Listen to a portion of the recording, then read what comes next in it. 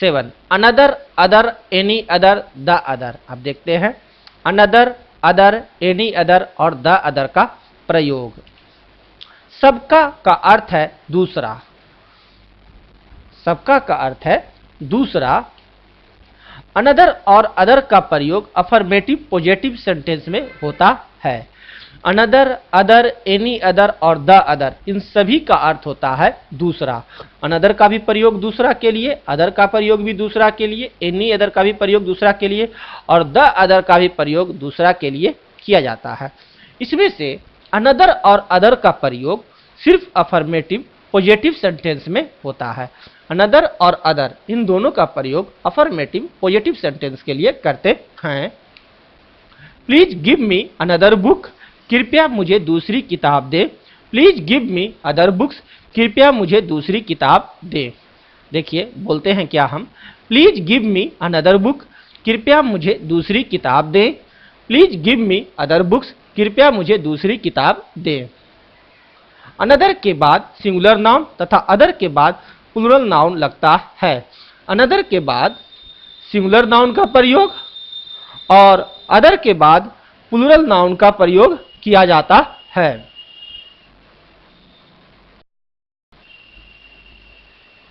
Other के साथ जब देन रहे, इसका यूज निगेटिव और अफर्मेटिव दोनों प्रकार के सेंटेंस में हो सकता है। अदर के साथ जब देन रहे तो इसका यूज निगेटिव और अफर्मेटिव दोनों प्रकार के सेंटेंस में हो सकता है। He has no books other than history, इतिहास के अलावे उसके पास कोई भी किताब नहीं है। He has no books other than history, इतिहास के अलावे उसके पास कोई भी किताब नहीं है। He has all books other than history, इतिहास के अलावे उसके पास सभी किताबें हैं। देख रहे हैं अदर का प्रयोग, he has all books other than history, इतिहास के अलावे उसके पास सभी किताबें हैं।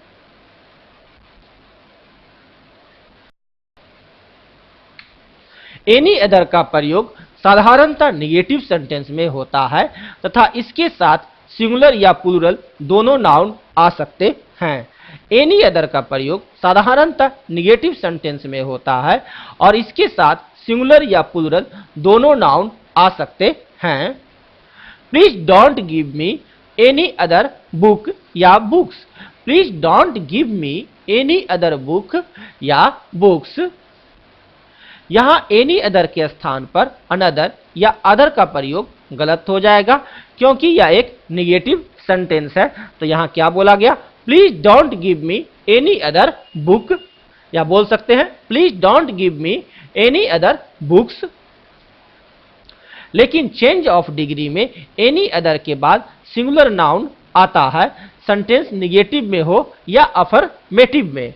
लेकिन जब चेंज ऑफ डिग्री की चर्चा हो तो वहां एनी अदर के बाद सिंगुलर नाउन आता है, सेंटेंस निगेटिव में हो या अफर्मेटिव में। Ram is better than any other boy, या कहिए Ram is not better than any other boy. यहां बॉय कहना बॉयज कहना गलत होगा, यहां बॉयज नहीं बोले, यहां बोलेंगे क्या, Ram is better than any other boy.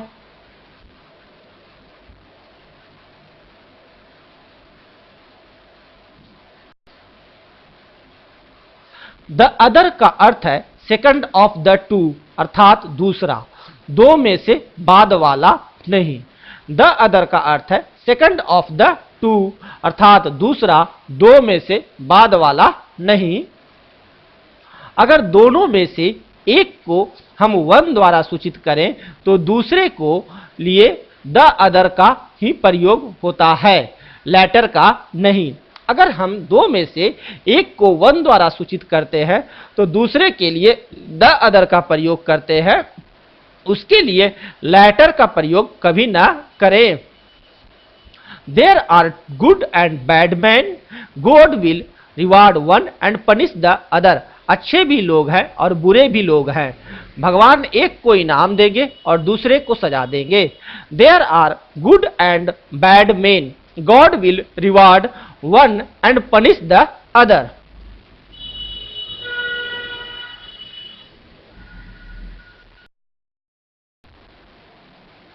There are good and bad man, God will reward one and punish the other.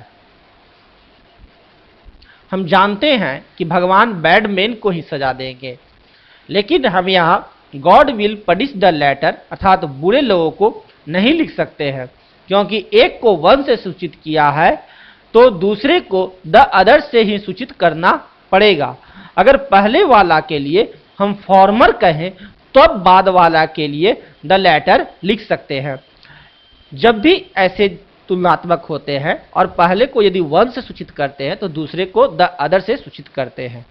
अगर हम पहले के लिए फॉर्मर का यूज करें तब दूसरे के लिए द लेटर का यूज कर सकते हैं। देखिए, इस सेंटेंस को इस प्रकार भी लिखा जा सकता है, there are good and bad man, God will reward the former and punish the letter.